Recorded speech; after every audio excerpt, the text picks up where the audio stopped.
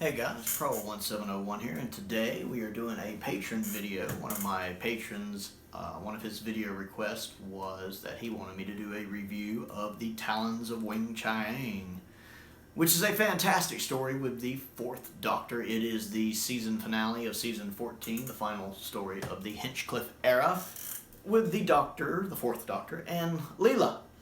And I really enjoy this one. It is hard for me to pick between it and Seeds of Doom, between which two are Tom's best season finales, because Seeds of Doom and Talons are just well-written stories, well-executed stories, with really not a lot, I think, to negatively critique. They're both close to flawless. They're really, really good. I love Tom Baker's kind of Sherlock Holmes-inspired outfit that he wears in this story. I'm really glad that they put it on the cover of Season 14. It's just a neat-looking outfit that he has. I like Leela in this one. She's really good, watching her try to dress like a lady. I love Jago and Lightfoot. They are great. I love that they got their own Big Finish audio spin-offs that ran all the way up until one of them passed away, I remember, not too long ago, just a few years ago, and they had their own spin-off. I really like them in this. Both actors playing them do such a good job. I love the scene when Lightfoot is with Leela and he's getting ready to serve dinner, and she just grabs the piece of meat and starts eating it, and he just looks at her and he grabs a piece and just digs into it. It's really, really funny. I really like it. I love the fact that it's done at night. The night material, when it's shot at night, the location work looks really good. Something about this story being at night really adds to it. I enjoy all the night work. I love the stuff in the sewers. That's really neat. I do like the updated special effects on the season 14 box set. One, I think the rat looks better. It's still not perfect, but it's a big improvement. The CGI rat, especially in the scene when Leela's getting attacked by it, looks a lot better with the CGI rat. And I get a kick out of the rat when it's running on two legs and you're doom, doom, doom, doom. There's something, it's a little silly to look at, but at the same time, it's kind of scary. I think it's the thought of it that's kind of scary. There's a giant rat running at you on two legs. I don't know. I love the villain, Grill. He is a fascinating character. I really like him. I'm glad they did not go with their original idea and just bring the Master back, even though that look would have worked for the Master. I'm glad they made it a separate character, because I like Grill as a character. Learning about him and his backstory, and how he's from like the 51st century or something, and how he's supposed to be a brilliant scientist.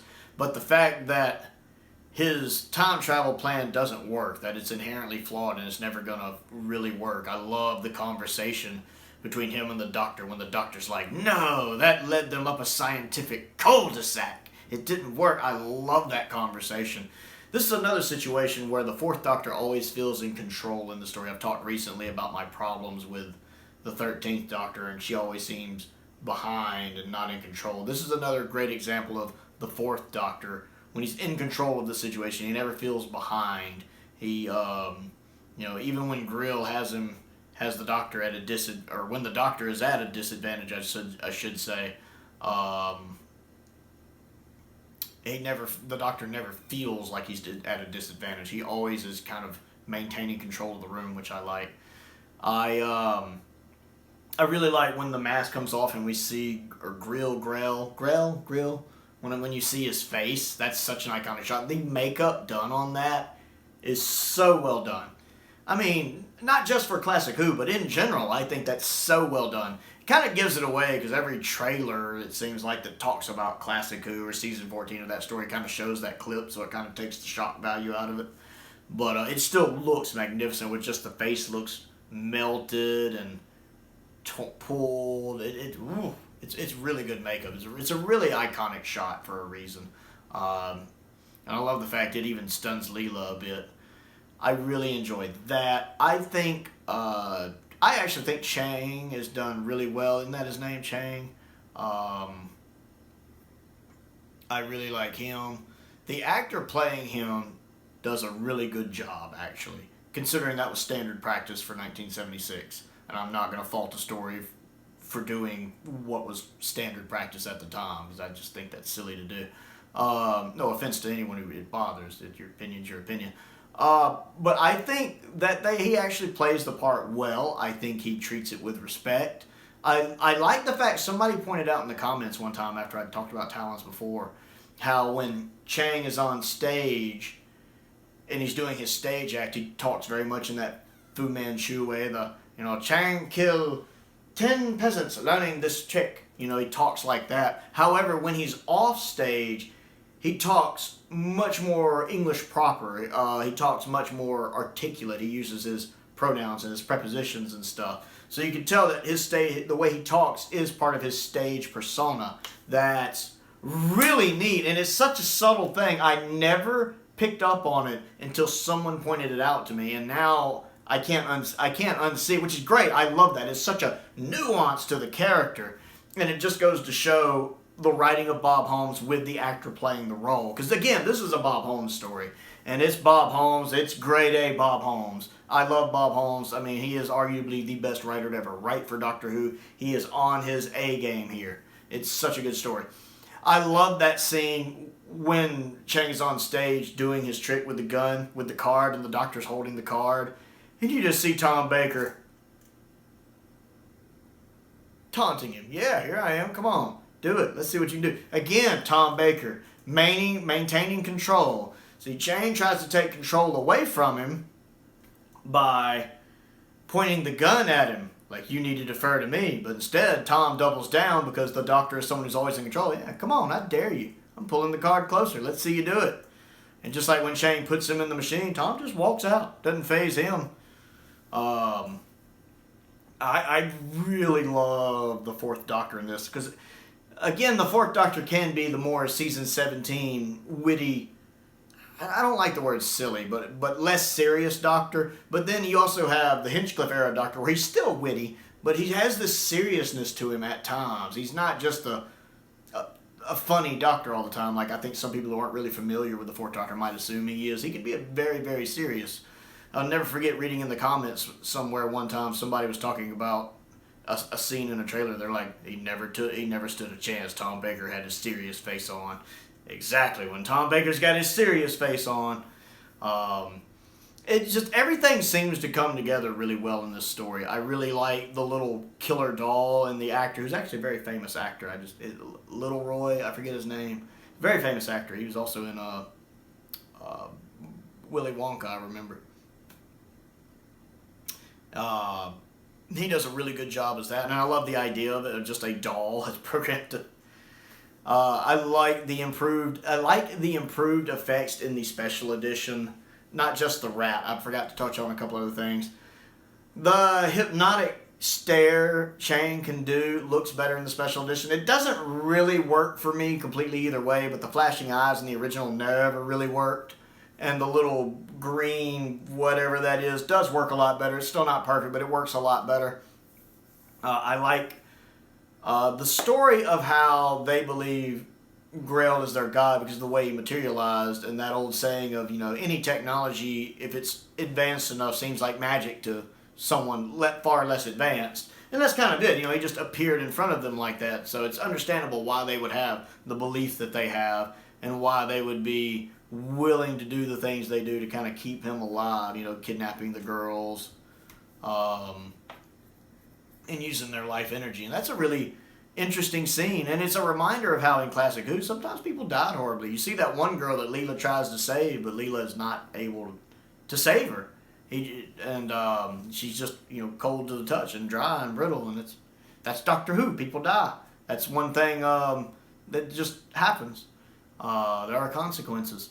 Yeah, I just love Talons. I'm a little all over the place with the review, but there's so many good things I like about Talons. I like Grail. I like Chiang. I like the Doctor. I like Leela. I like Django and Lightfoot. I love the theater where they filmed. That's great. The fact they were able to get that location, I believe they filmed, if I remember right, at an actual theater, if I remember the behind-the-scenes stuff right. That's really neat.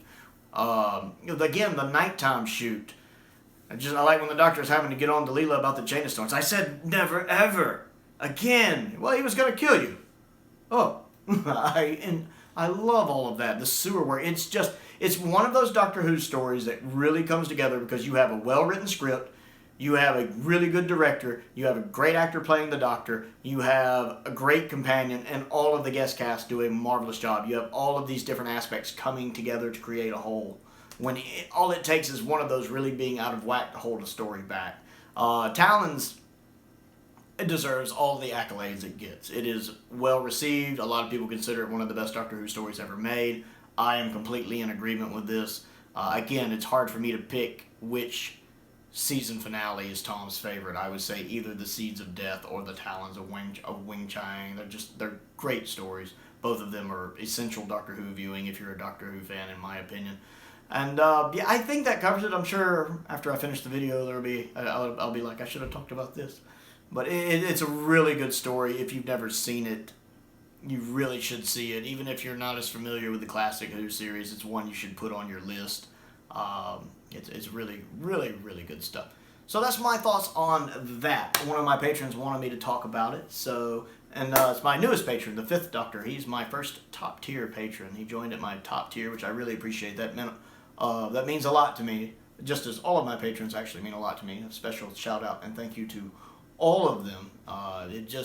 It really makes my day not only to watch the channel growing, because it's over 600 subscribers now. That's very pleasing every time I see someone new join. Speaking of which, don't forget to click the like button and click the subscribe button and click the bell for notifications if you haven't yet. But it's also really neat to see my Patreon growing. Just the idea that people want to give me money, be it the entry-level tier, the top tier, or any of the tiers in the middle. The idea that somebody or that people want to, give me a little bit of money because they like what I do and they like listening to me talk about the TV show. I very obviously like. If there's anything that comes through in my videos, it's definitely the fact that I just genuinely love Doctor Who. I think people who watch my videos should be able to pick up the fact that I love this TV show. I've watched it all my life. It means a lot to me. The sincerity of it, I hope that comes across. So yeah, I do have a link to my Patreon if you like what I do and would like to contribute to what I do. My entry level tier is only $2 a month if you're interested. I also have a $5 tier, a $10 tier, a $15 tier, and a $20 tier, which gives you increasing bonuses and perks, etc., etc., etc. So please check that out if you have a minute. Most importantly, though, first off, well, by the time you guys see this, it'll be after Christmas. I'm recording this on Christmas Eve, so I hope everybody had a great Christmas. I'm going to go over to my folks' house and eat all their deviled eggs. Most importantly, thank you for watching.